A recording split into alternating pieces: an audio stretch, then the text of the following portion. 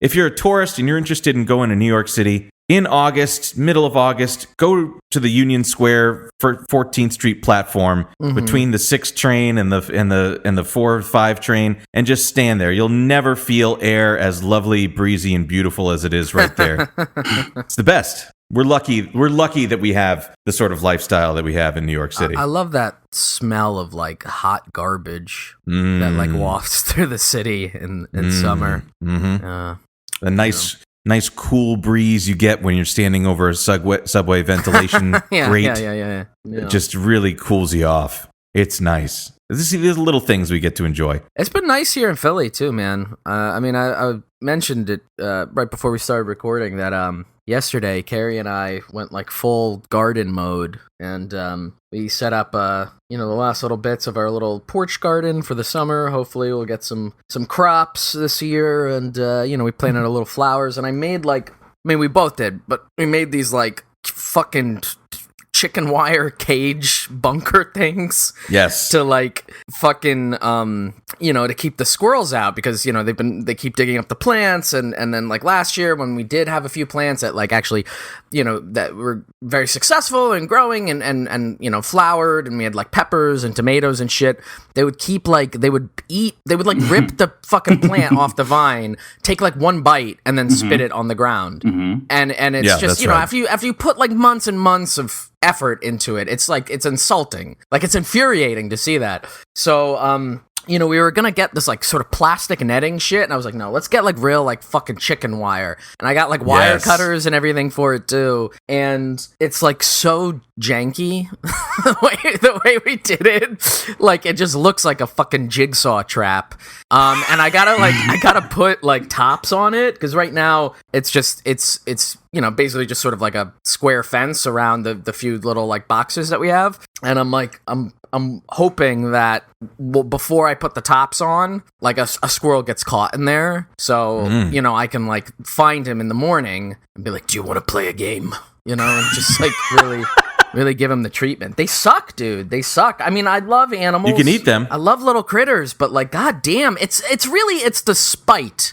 It's the spite of not even eat. Like, if you're gonna steal my vegetables, eat the fucking vegetable. That would I would at least feel good. I would be like, okay, well, at least somebody got something out of that. They know what they're doing. The squirrels are smart. They're not. They know what they're doing. They understand spite. They understand irony. They understand what they're doing to you, and they understand the ire that they're causing. I do have a love for the squirrels. A bit of a conversational relationship. I'm dead fucking serious. So, like, when I see squirrels, there's a sound that I do where they. I almost want to do it. It's really weird. Yeah. Obviously, you have to do. It's like you like force air, almost like a little fart sound through the bottom lip. It's like this. Oh yeah, sure, yeah. And you see them, they look and they're trying to figure it out, and they like get their tail, wagging and stuff like that. It's they're all right, they are what they are. You can't eat them. I haven't done it myself, but I've it's definitely some country shit, but you can do it. I mean, theoretically, if they eat like acorns and shit, that's a healthy meat that they would produce. When I lived in New York, I never had any kind of outdoor space. And so for me, every time I would see squirrels, it would be like when I was in a park or something, and it would be so novel. It's like, not even in like Central Park. I'm talking, like a 1 block, like tiny little, like, spot of green in the middle of the city. I'd be like, oh, it's my little slice of nature during my lunch break or whatever. Like Herald Square, some bullshit. Yeah, exactly. And then and I would like, if I had gotten lunch, maybe I had like French fries or something, I would like throw it to them, and they'd gather around and do that cute rodent thing where they like grab a French fry with their hands and then like slowly force it into their face as they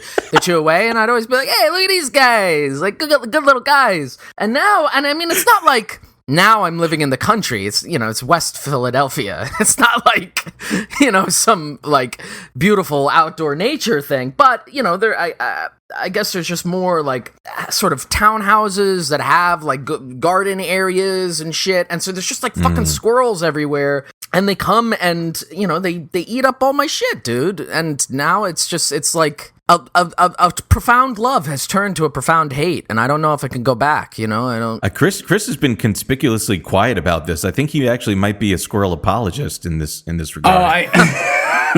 I was still just putting the final touches on my questions. No, I was just imagining Lloyd Howell telling us stories about you got to get him to get down there and take those critters out. I would love to do a Lloyd Howell crossover in which he and I try new and different squirrel stew recipes. I wonder what his take would be on that. I shot a squirrel when I was a kid with my cousin in Georgia. I did. It's true. BB gun, 22? 22, yeah. 22, yeah. Headshot, gone. It should Didn't be... eat it, though. I mean, I don't know. We should have at least eaten it, I guess. I don't know. I guess that's just what you do in Georgia, is just like go in the woods and shoot squirrels. That's what we did when I was visiting. Sicko. Yeah. Real sicko shit. He went sicko mode on the squirrels. Yeah. I'm not proud. I shot a squirrel in Reno just to watch him die. But you understand there's the rage that comes. Well, I can't help, especially like after this week, I've been thinking a lot about like just what an endless barrage of an endless treadmill of relationships of that American life boils down to just like an endless treadmill of relationships between you and creditors or employers. And just thinking, I don't know, this week has been so stark to me in terms of seeing how fucking disgusting it is and the lack of like, quote, freedom that we have. Like, for the amount of taxes that we pay, like, you really get fucking nothing. Yeah. Like, I like how we always think about like offshore companies and like, tax evasion and tax havens and stuff like that. But, like Cayman Islands or Switzerland or St. Kitts and stuff like that. But what nobody talks about is that much of the rest of the world looks at the United States as a tax haven and as a place to hide money, launder money, avoid taxes in their home countries and stuff. I mean, the entire reason that we have like the quote billionaires row place in like 57th Street in New York City, Manhattan, and like 432 Park, that one fucking cigarette shaped building that nobody likes living in there, but it's somehow like $63 million for anyone. That's only because it's like a money laundering organization or money laundering operation to allow for money to come here offshore from offshore. Anyway, I say that to say that like what we get as a return on our investment as workers and citizens and participants of like the American project is pretty fucking poor. And I'm just coming to the conclusion that, American life just isn't all that pleasant. This is the first year, like when I just did my taxes like a couple weeks ago, and this is the first year that I ever had to pay. And it was like, I think maybe the closest I've ever felt to like being a libertarian. I mean, it would be one thing, like, man, it would be one thing if like I knew my tax money went to like, a welfare state or doing something, anything good. Right, you know what I'm saying? And it's just like, instead of like watching the money go out of my bank account and being like, well, there's a drone strike in Yemen. You know what I'm saying? Right. Yeah. Or they even make it fucking explicit, like literally this week, where the Biden administration approved the sale out of all the time that he could have done this. He approved the sale $735 million in precision guided weapons to Israel, and that's our tax money, because it's not like they're selling it. We subsidize it, like it's paid for by the American taxpayer to allow for Israel to more effectively kill innocent families in Palestine. I'll tell you one thing too, that like every time I've done my taxes and like received a refund check, like it has taken several weeks to actually receive the money when they owe me money, but like this time when I owed them money, man, they took that money out of my bank account real quick. Immediate. Yeah. I as well owed money, and buddy, it is gone. No. It is gone. I instead of sending in my check, because I also owed, I just sent a note that said Mullen Labe. You're gonna get swatted. Yeah, The IRS agent's gonna come and the IRS agents who listen to who subscribe to the Patreon of the show. I would love for you to flick a cigarette at their shoe and be like, "What took you so long?" No, they'll come in and they'll like knock on the door. The door will like open ajar. Then they'll get like pig masked, and then they'll wake up in the dark room in a janky chicken wire cage. They'll be like, "Hello, Inspector." This sicko was spending all of his money on war memorabilia. This sicko had an entire forest's worth of trees and books. I've seen a lot of cases in my 37 years on the IRS force, but this guy takes the cake. I still take it. I took it home and I took it out on my family. I couldn't believe what I saw. This guy was making chicken wire bunkers. He was obsessed with squirrels. What are you gonna do? Like impound my multi-volume biographies of the Russian Tsars? Take them. Go ahead. I haven't gotten around to fucking reading them yet, so this one's gonna be hard to explain when we pull this up the chain. How can I tell them that we're about to sell at a government auction the entire catalog of World War I military strategy from the Axis side? I sound like fucking, what's that Metal Gear Solid? Like, Colonel. Yeah, you're dipping a little into Solid Snake territory. That's his name, yeah. When you were talking about, like, what, American life sucking and, like, our tax money not going to anything, I was thinking, last night, me and Carrie were hanging out, getting a little schwisty. And I stumbled across this fucking TV show that I'd never heard of before called Supermarket Sweeps. Oh my god! Oh, I loved that when I was a kid. Yeah, and so and Carrie similarly was like, oh yeah, I used to watch this as a kid. So we watched like an episode, and it was like 1991 or something, and I got like 3 minutes into it and I had to turn it off because I was really psychically damaged. And the best way I could describe it is like in watching it, there's that line in Fear and Loathing when he's at the like the circus bar, I think. Yes. And he says like, this is where everybody would go on Friday night if the Nazis had won the war. Right? Like, yes. And watching Supermarket Sweeps, that's exactly what I was thinking. Like, this is like if the Nazis won, right? Like, and because it was so nightmarish, and I think also knowing, like, watching it, like, and given the time frame of like that the episode or whatever that I watched, right? It's like this is like concurrent with the fall of the Soviet Union, right? Like the victory of the Cold War, the Fukuyama end of history, and the thing that I think really started, because then, me and Carrie started talking. She was telling me about like other game shows and reality shows that involve supermarkets or like product placement, because obviously that's quite a lot of it, right? It's like, name the brand and like, and it wasn't even the product placement for me that like was bothersome, because obviously that's like, whatever. That's just like base commercial cynicism, right? Like, let's pretend like Coca-Cola is our friend or Doritos is funny and cool or whatever. What bothered me was the whole, like, in the opening of the show, there was like, and maybe we could cut in here. I'll get like just like from the 90s, the little like narration they do at the very beginning. Welcome to the first supermarket in the world that gives you money, $5,000. And we give it away time and time again. Since $5,000 is serious money, you have to do some serious shopping to earn that $5,000. The whole idea is to shop faster and smarter than the next person. Go ahead, grab everything you can get your hands on, then fill up your cart as high as you can. Sure, it may look like hard work, but you know what? It's a lot of fun, too. When you win the $5,000, sometimes you get carried away, and sometimes you'll even be moved to tears. So get ready, because you never know what's going to happen on Supermarket Sweep. Are you ready to go shopping?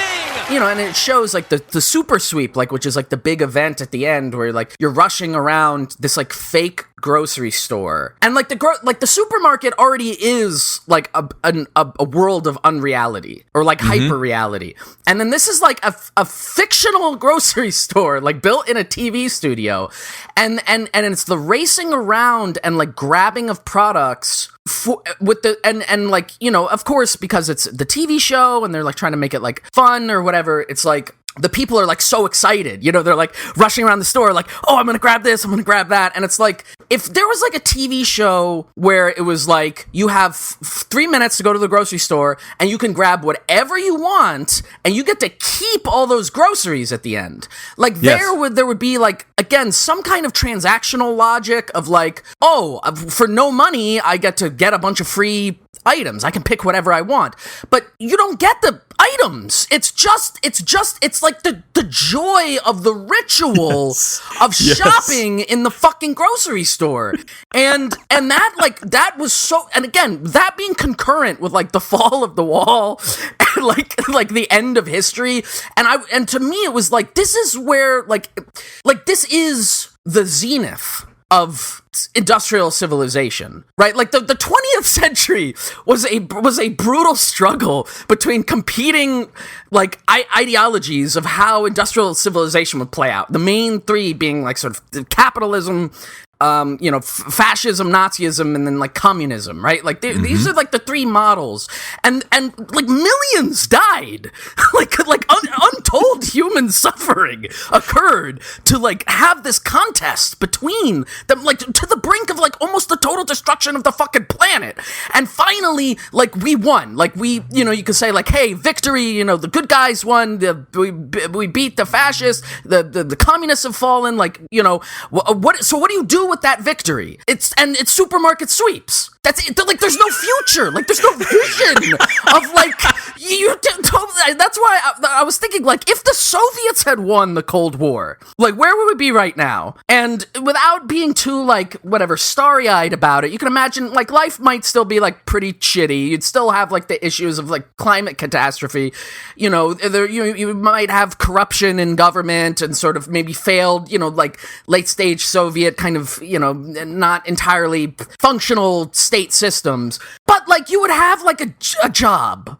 Like you'd have a steady job, you'd have like guaranteed health care and like housing or whatever, and there would at least be an idea of like, after all of that struggle, there's like a horizon, there's like a thing to reach. Like we would have there would be a moon base.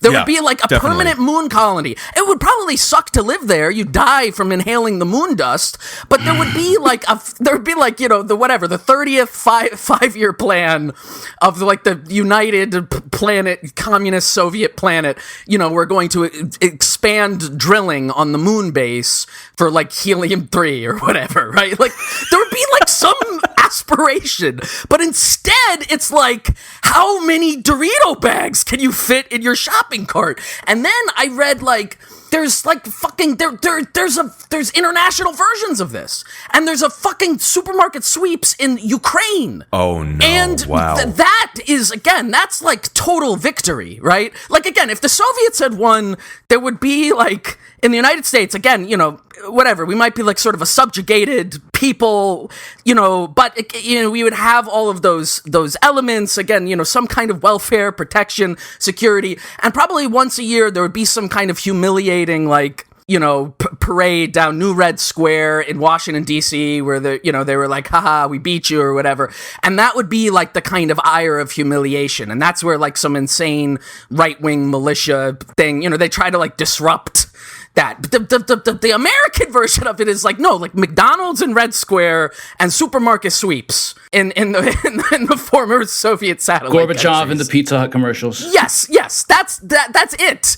Like, you know, it's so fucking bleak. And then I saw there's like a new one. There's like a millennial new supermarket sweeps like happening right now. Sick. That they were like filming during COVID.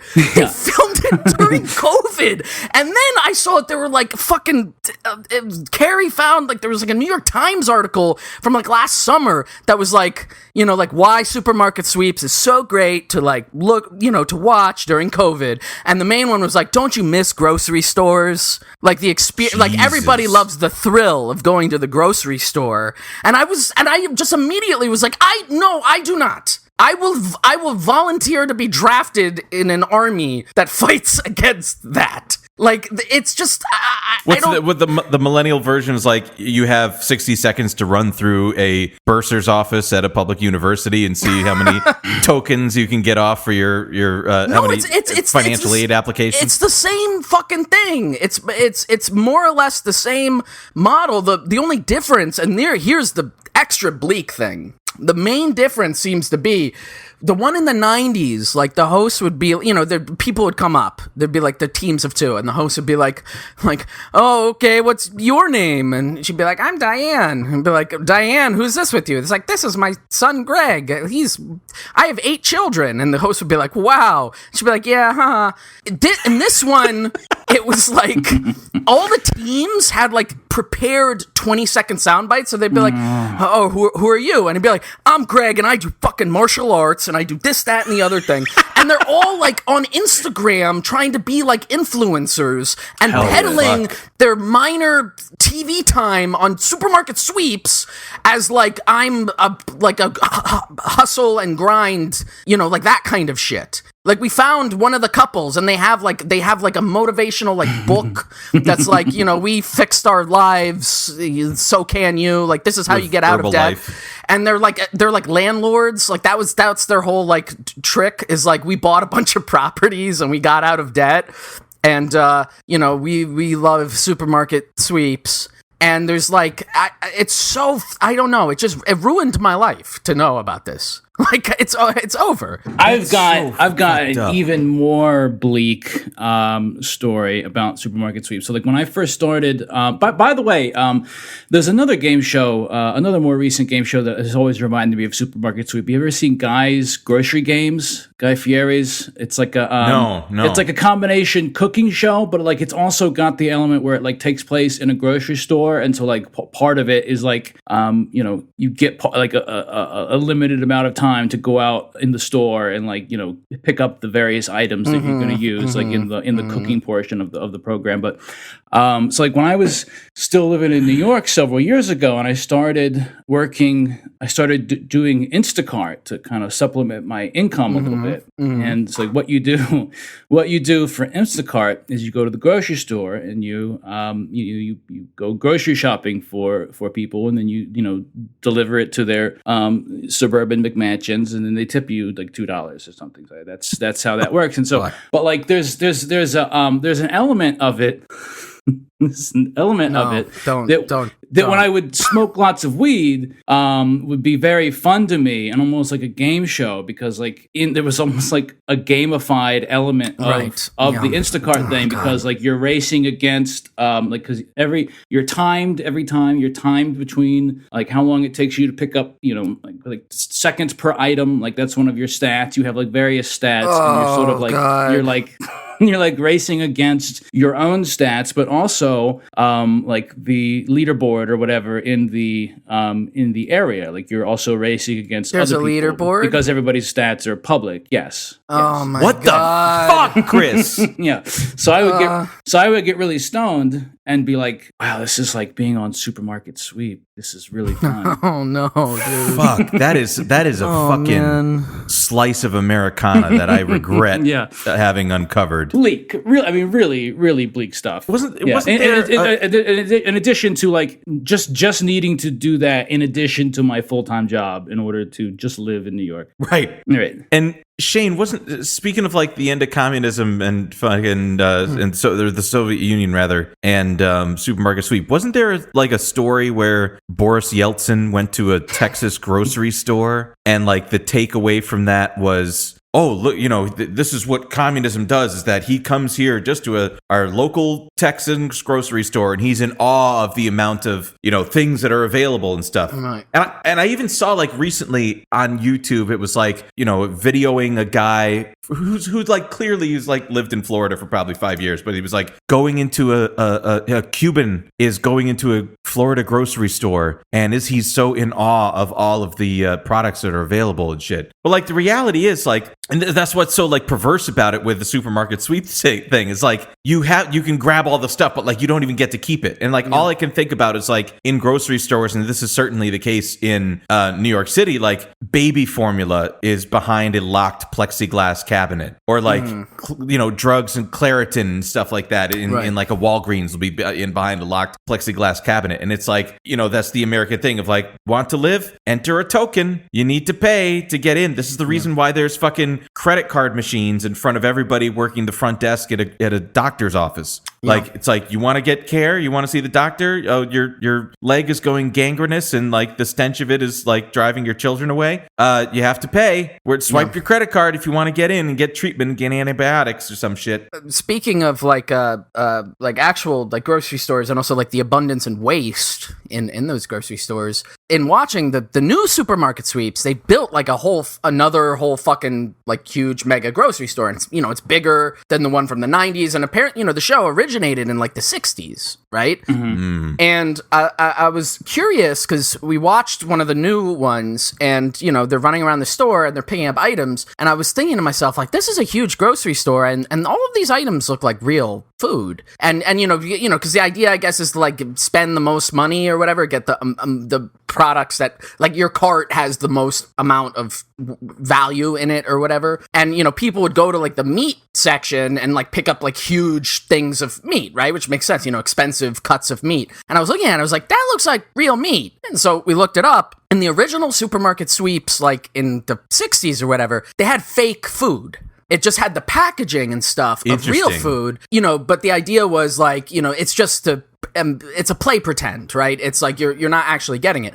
The new one, it's real food. And so I was like, so what do they do with the real food? They donate it. They like donate it to charity. So they like buy all of this shit in bulk. So weird. And then they donate it, which is this is the twist that I love. This is the how supermarket sweeps comes into the 21st century. It's like, it's like we're like, you can watch it and, it's like crass materialism, but at the same time, it's like, oh, isn't that nice? It's like a little added extra. Like, aren't they doing the right thing? Aren't they like the good guys here? Like, you could feel good about watching this. I think the other thing about it that just like really just struck me to my core is that like it was so like uniquely America distilled, like in just like a little moment. Just even when I watched like the opening of the one from the 90s, I just felt it in my core. Like, this is a unique thing. And again, there's like the superficial level of like, okay, whatever, it's like a commercial materialist thing,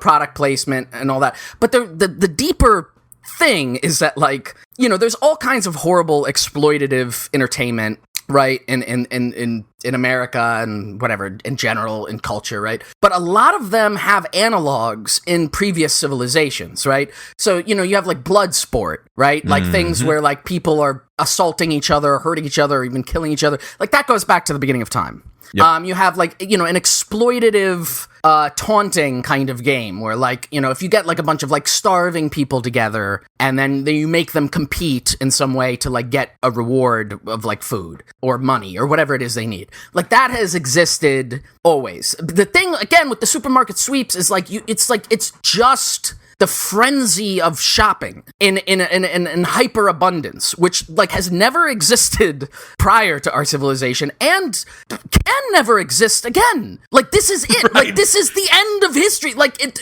there is just in sheer like, again, because of like climate change, because of like dwindling fossil fuel resources, right? Like, rate of profits falling. And a few hundred years, this will literally just be impossible. Like, so many elements of this civilization will be impossible. And at that time... Not even that. We have less time than that. They say by 2100, the year 2100, most of the planet will be uninhabitable. Right. So, like, there's... But I mean, even if there was another civilization to emerge after that, right? Even if some element, right, survives, builds another civilization, like, it can never be this again. Like, ever. And that's why, again, it's like, after all of like the blood and toil of like ascending to the heights of greatness, like, what do you do with that? Like, what do you accomplish with that? Like, you've reached the zenith. You're in literal, like, a fucking man-made heaven, potentially, right? With, like, the abundance of material goods, the just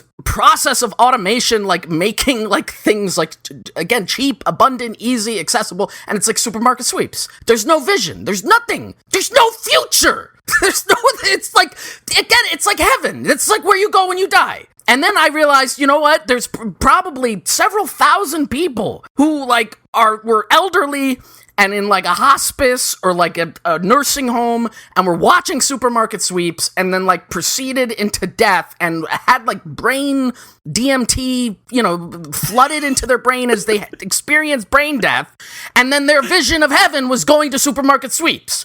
That was the last thing they saw on Earth was, my family, they're all here in the supermarket. They're all here. Oh, man. And probably at least, like, one of those guys is, like, you know, like a soldier who stormed Omaha Beach. And as he died in the nursing home at the age of, like, 90, watching supermarket sweeps, he was like, I did it. I made the world safe for democracy. Like, we did it. This is what we wanted, and we got it. Shane, I am filled with so much fucking dread. I told you, we found this at, like, midnight. I didn't go to sleep until 11 a.m. I couldn't. Jesus How can Christ. you sleep with the knowledge that supermarket sweeps exists? I want to create a time machine and, like, go to, like, the Battle of Passchendaele and, like, get just, like, soldiers from both sides and just bring them back to the present in the time machine directly onto the supermarket sweep stage. Be like, all right, guys. This is what we got. 2 minutes on the clock. You just watched your buddy that you grew up with in a village have his lungs fall inside out of his mouth, and this is what you're doing that for. And then as soon as you're done, go back in the time machine. You're not staying here. We're not going to fuck up the timeline. I just wanted to give you a glimpse of what this was all for. That's the guy that we see the pictures of where that's shell-shocked and his eyes are just fucking wide. Yeah. And you just went into a time machine. Do a time machine. Please put in a time machine sound like... And then he comes back, and then the war photographer is like, "Oh, what's wrong with this chap?" Yeah, and then it's fucking. I just saw the future, and it was a fruit roll up. Yeah, it's like in 12 Monkeys. When they like the guy, you know, is like from the future. He's like found in the trenches. He speaks perfect English or whatever. Okay, all right. Here, me and Carrie came up with an even more bleaker one. Okay. Oh, okay. Because as soon as we watched this, I was like, we need to make a more bleaker one. Like, can we do it? And she immediately was like, of course. Like hospital sweeps. I was like, you're so right. Oh, and so God, this is how we conceived of it. This is how the game show would work. It would be like a family team. You'd go in with like 4 people. Right? And you go in with 4 people and you get assigned, you get like a little like secret envelope with like different roles. One person gets sick. One person is like at home trying to navigate the insurance. One person's at the hospital trying to like negotiate rates, and one person's at the pharmacy trying to find drugs. And so then the person who's sick, and they're all kept in isolation, you know, in like different rooms or whatever. And you know, you've built them out. So like the person who's sick, you give them like symptoms. And they have to describe their symptoms without saying directly what they are. And then the person at home is given like a manual where they have to navigate, like you get like a random insurance, like a fake insurance company. And you have to navigate like which insurance covers which thing. And then you have to that person has to communicate that to the person in the hospital and the person getting the drugs. And there's like a timer going. And as it's going, the person who's sick gets like new symptoms. What the fuck? And the goal is, you know, you have to navigate your insurance and then maybe... Do I want the EPO or the PPO? And then right, like dying slowly, yeah. But that's what fucking GoFundMe is. Mm-hmm. That's the pitch that you're describing of like the millennials being just like, hey, whatever. The pitch is like fucking, hey, I'm Marie. I'm 30 years old and I have stage 3 lymphoma. And if I want to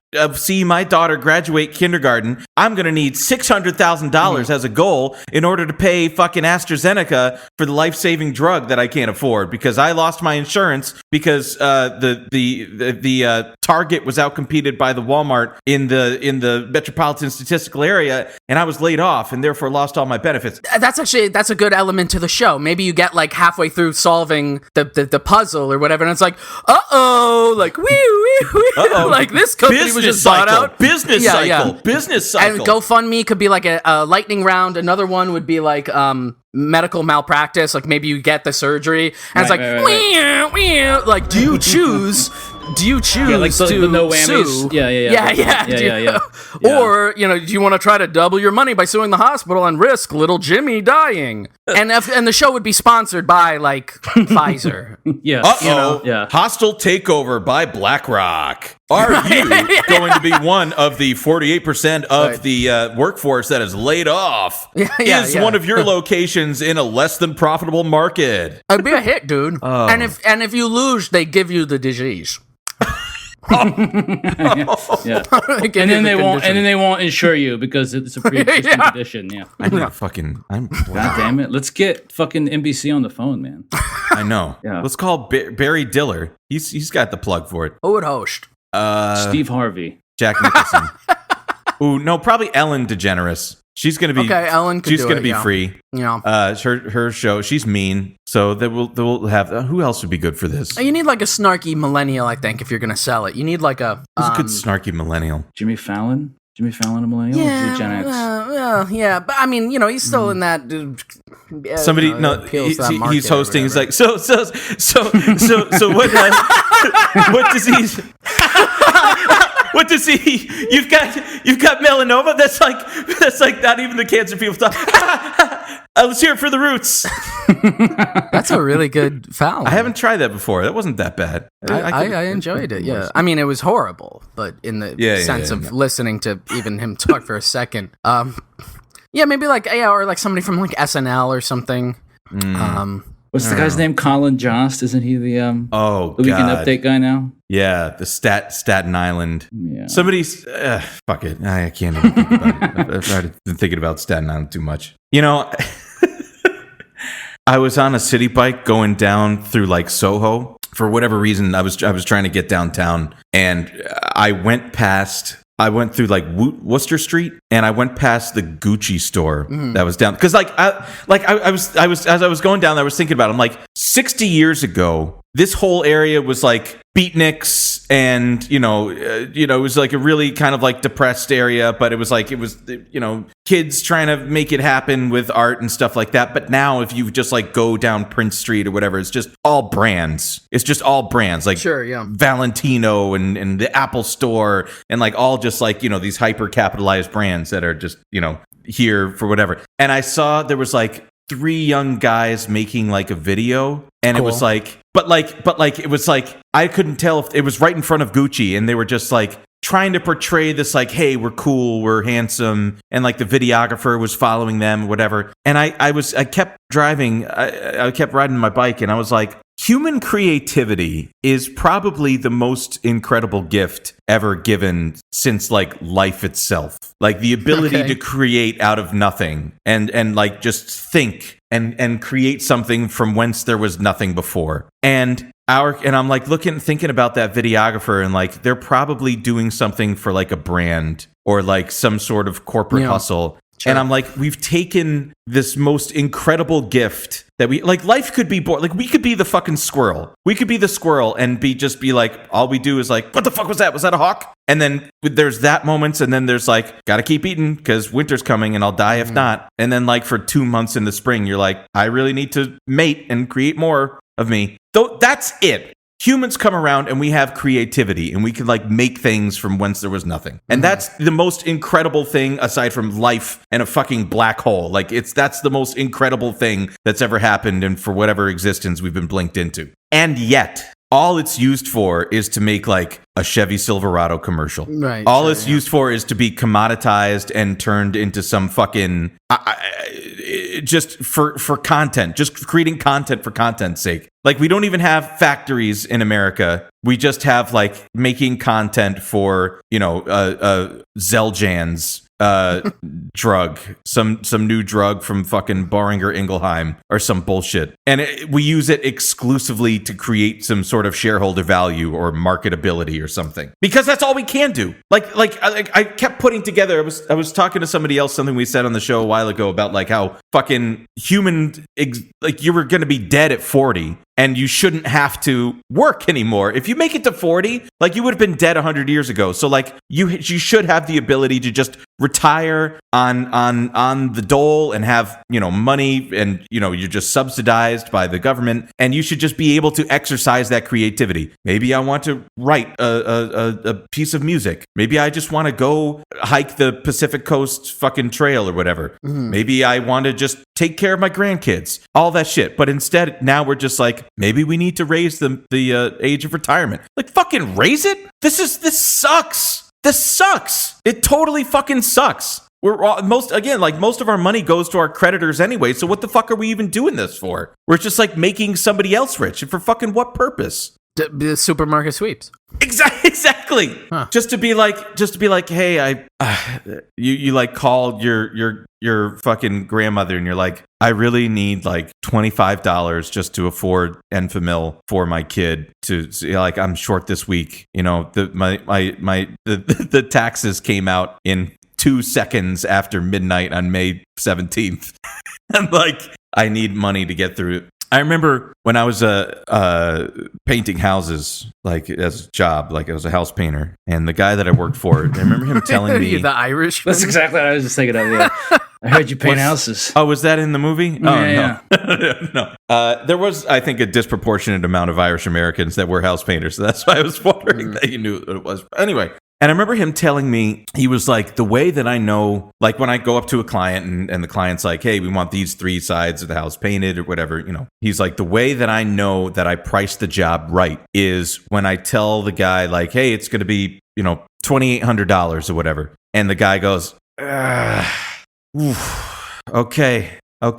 And like, because if the guy were to be like, all right, that sounds fair, you priced it too low. And if the guy was just like, I'm sorry, but I've got another quote and I'm going to go with the other guy, then you priced it too high. And so I was thinking about it this week, because I'm like, I kept thinking about how all of these companies have us in that zone where, like, they spend time and they engage with with marketing and management consultants and stuff like fucking PricewaterhouseCoopers and Deloitte and all that stuff to calculate where's that point where we're like, all right, I guess I got to buy it, whether that be a car or a fucking, items in the grocery store that you're considering, like, oof, am I going to get the name brand Fruit Loops, or am I going to get, like Stop and Shop O's or whatever they call, like the store brand shit. And then I realized, like, I was like, oh, fuck, I remember what this is called in economics. It's called surplus. And it's like where supply and demand meets. Like, if there's the price of a good and you buy it as a consumer, but you were willing to pay more for it, the delta between that, like the difference between what you were willing to pay and what you actually paid for it, is called the consumer surplus. So consumer surplus would be a good thing. Like, to be like, fuck, like, that slice of pizza with $2, shit, I would have paid $5 for it.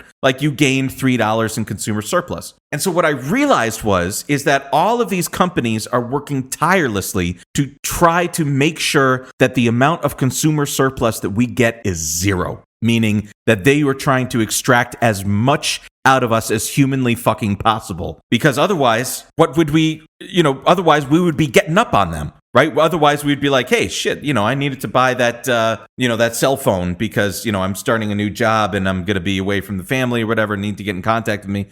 They are measuring and calculating through market research, industrial organizational psychologists, and just straight up like economists that are seeing how much, shit costs, to make sure that they're extracting as much as possible and get that consumer surplus as close to zero as they can, because that means that they've gotten more out of you than they could have otherwise. And that's how they do it. And that's how all of our lives are lived, is just like everywhere we turn, whatever consumer decision that we need to make, which is pretty much all of our lives are in America, is just like making a series of consumer decisions, that everywhere we turn, that every single one of those things has been financialized and capitalized on to make sure that we can't get up at any one of those things. And it drives you fucking mad. This is like the result of, like, as you were saying, Shane, like the end of history, like the tendency of the rate of profit to fall. Because you've blown my mind, and I'm going to get heavily drunk tonight to deal with the horror that you just made me realize. But like everywhere, like there will not be another society that can do this. Like the Earth has run out of fucking helium. Like helium is a finite resource on Earth, and we're running out of it because we've used it for industrial applications and 5-year-old birthday parties.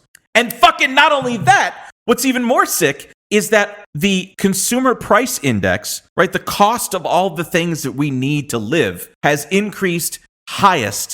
its highest single quarterly increase for the first time since 2008. Now, I don't know if you happen to remember or were a history buff what happened in 2008, but it caused irreparable damage to, generations of humans across the planet within the financial crisis. Speaking of the financial crisis and the kind of bit about like a consumer surplus you're talking about, Carrie was telling me as I was like having a meltdown about supermarket sweeps last night. There was another show that came out in the recession called Extreme Couponing, which was like a reality TV sort of game showy type thing, I guess.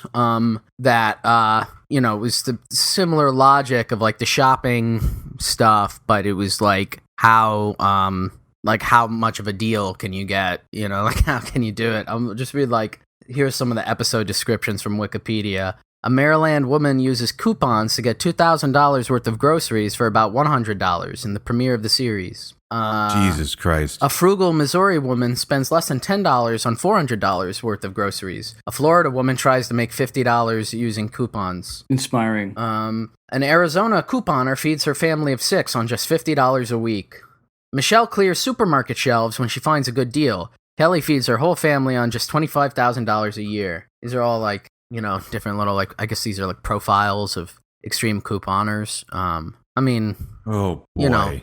It's awful. I don't know. It's just like the deep abyss. It's the turning all of that into spectacle. It's like regurgitating that back into like entertainment, right? And like, yes. And I think again with like this kind of stuff, what's weird is like I had never encountered that show until last night, and we started watching it, and I really like. And I'm not trying to just be like hyperbolic or like goofy or whatever. Like it was like physically difficult for me to watch the show, like, and we had to keep pausing it and stuff, and and then like looking it up, it's like there's like entire like blogs dedicated to like like the fan base of like that show, like people like love it. Like there's Shane, like don't tell me there's that. like people like there's many people, perhaps thousands, for whom this is like their favorite show, and they're like, I love this show. There's like nostalgia branding for like the old one too. There's like Etsy shops that sell like the shit from the show, like branded stuff, or like. And I think, like, realizing there's probably somebody who has, like, a collection of, like, supermarket sweeps shit. Like, somebody's got, like, a glass case, in their house that's, like, filled with supermarket sweeps shit. Kitsch. And they, like, show that to, like, the prisoners that they capture in the parking lot and, like, tie up in their house or whatever. Like, do you want to play a game? You have to take this shopping cart. Oh my god! Get as many deals as you can. I think it's like also that, like, even like you were just describing with like the consumer surplus thing. I think that's what bugged me out about this, because it's like the real unique American thing is it's not just the commercialism of it, right, or the materialism of it or whatever. It's the obsession with deals. Yes, it's like I have to, like, it's like getting the right deal. Like angling for the perfect deal at the right moment. And, like, having that skill set, like, even, like, the extreme couponing thing, it's like, it's, like, lauded as, like, this is, like, a skill. This is, like, an acquired survival skill that now we're sort of celebrating in the same way you would celebrate, like, a sort of an athlete, right, who can, like, run particularly fast. They've trained their body and mind to be able to do great feats. And, like, we have that, but it's, like, how like, laser precise can I be in ensuring that I get, like, X amount off of, like, this tin of beans that I need to like use to like feed my children.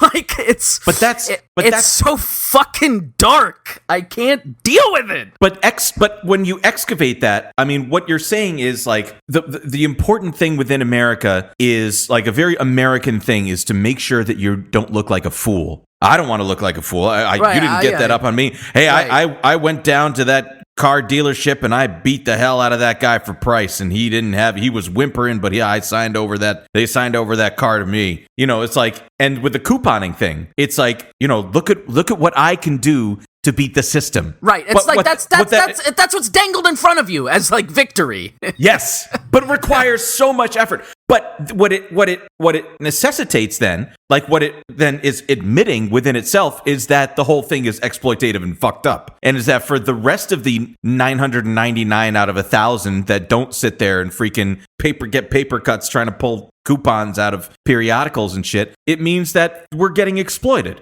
But it's like, see, you know, I should be couponing. I know I should, but I don't have the time for it. I really don't have the time for it. And I know I should. I could have gotten that Tide detergent off, you know, for I could taken 60 cents off of it, but I'm so tired at the end of the day. I don't have time to go through it. And that's like the sick thing is like with like your health or your credit score or something like that, like something as so basic as those things, is that to remediate them, it requires you to have like a complete overhaul of everything. Yes. It's like if your doctor says like, listen, your blood pressure's high, we need to get this down. What does that mean? You're stressed, you have a poor diet, you don't get exercise, you don't have time, your commute is fucking 3 hours every day. I'm feeling personally attacked, but okay. Like all of those things require a huge amount of complete lifestyle overhaul. Where you live, your access to food, your access to time to be able to like go outside and take a walk or sit and read a book or have any sort of relaxation in a country that offers 0 federally guaranteed vacation time. So like all of those things, if a doctor says like, you know, you need to reduce your stress, fucking how? Fucking how? Where do you even fucking start with that? There's no way. But there's fucking beta blockers and a pharmaceutical. There's a drug. There's just a pill that you can take every day, and then that'll take care of your high blood pressure until you have fucking high blood sugar or whatever other malady is gonna like. We're so new symptom. Oh man! I mean, that's they even have the fucking nerve to like, Aetna will like give you. I think we talked about it on the show, but like Aetna will have an employer like give out Fitbits and like to the if you get in your 10,000 steps, you're gonna get a discount of $8 on your premiums every month for your shit. Like it turns into that, Chris, like you were talking about, like the gamified system where it's like, hey, I gotta make sure my metrics are high. Like that's what's so fucked up is that you can't even like take a walk for your own enjoyment. You have to create biometrics and data and quantify it from there. It's like you can't even just take a walk to go fucking enjoy yourself with your partner or whatever. The thing that the Instacart metrics create as well is they encourage people to run around the store like fucking assholes and like cut people off with their cart. Like you're encouraged to, get the items as quickly as possible. And, right. And they measure that. Yeah. Like that's that fucking surplus thing. Like they measure to make sure that if you're going to actually make a living wage, you have to fucking run, like literally sprint across the fucking grocery store. I'm so excited for trivia, boys. Well, we're going to get there. Fuck, we're man. doing it. Last thing I should just mention, which came out as a not even breaking news or whatever, but that came out this afternoon. It said, it was from the Wall Street Journal. It said White House proposed again. Like, let me just set this up to say, like, we're talking about large scale social programs and things that would like improve our lives. Infrastructure is one of those things. Like we have extracted all value from like American infrastructure and stopped in reinvesting in it so that we don't have Andrew Cuomo doesn't have have to tax his rich developer friends and shit. Like, think about like the 35W bridge in Minneapolis that collapsed. It's just like basically all bridges and tunnels and any amount of infrastructure across our country is given like a fucking D- by anybody that looks at it. And that, you know, it's dangerous. It could kill us. It does kill us occasionally. And it needs to be, in order for us to be competitive or even just fucking enjoy our life, like we need this to happen. Anyway, so of course, fucking President Amtrak here, I say that to say we need a huge amount of public infrastructure. And it's also good because theoretically, it should create a huge amount of jobs and put people to work. Like this is what would have happened in the New Deal, but instead it's going to be given to like fucking, you know, large real estate companies. But anyway, White House proposes $1.7 trillion infrastructure plan, even though the original package was $2.3 trillion in a counteroffer to Senate Republicans. Now, what's curious about this, of, you know, eliminating $600 billion of stimulus and spending on one of the things that we need the most, especially, you know, when 700, whatever many billion dollars goes to like our military, is that this is a counteroffer to Senate Republicans. The same Senate Republicans that don't have a fucking majority in the Senate. What are the fuck are give me a second. Yeah, you got it. Leave that in. I want everybody to know how much this is harming me. What the fuck are Democrats negotiating against themselves when they don't even have to? Why? Because they're looking for the best deal. You say it's a $600 billion decrease. Maybe they got a coupon. They found the best deal. You know, you got to shop around. You gotta be smart. Oh God, I feel so fucking dark. God, and we've already come to the end of the episode. I feel like we could go for another hour here, but we have trivia. I mean, we're going to. Yeah, we are going to. We're literally about to, and you'll hear it in a couple days. We should stop here. We should stop here. All right, goodbye. We good? Bye. Get out of my Okay, house. stay cool. Good luck. I'm very mad. Got the money, where's the money? Next time you're at the checkout and you hear the beep. Next time you're at the checkout and you hear the beep. Next time you're at the checkout and you hear the beep. Next time you're at the checkout supermarket sweep.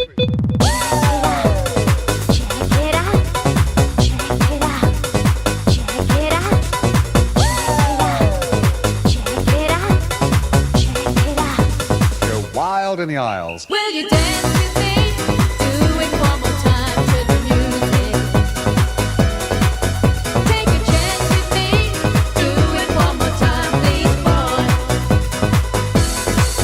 Will you dance with me? Do it one more time to the music. Take a chance with me. Do it one more time, please, boy. Got the money, where's the money? Next time you're at the checkout and you hear the beep. Next time you're at the checkout and you hear the beep. Next time you're at the checkout and you hear the beep. Next time you're at the checkout supermarket sweep.